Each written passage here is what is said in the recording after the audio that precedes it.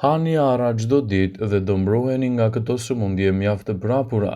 Njerëzit që hanë rregullisht një sasi të vogël të arrave rrezikohen më pak nga çrregullimet e rrahjeve të zemrës, si shkaktari i sulmi në zemër. Një studim i ri thekson se ngrënia 3 grushta me arra brenda një jave zvogëlon me 18% riskun e dridhjeve arteriale, një gjendje që ndihet sikur një çrregullim i rrahjeve të zemrës, citon Daily Mail. Afërsisht 1.3 milion njerëz në Britaninë e Madhe diagnostifikohen me dridhje arteriale dhe rreth 500.000 të tjerë janë në këtë gjendje, por jo të diagnostifikuar. Ullumtimi është kryer nga Institutin Karolinska në Suedi, ku si mostër kanë qenë 60.000 të rinj të cilët është shikuar konsumi i arrave dhe badamëve, si dhe shëndeti i tyre i zemrës për 17 vite.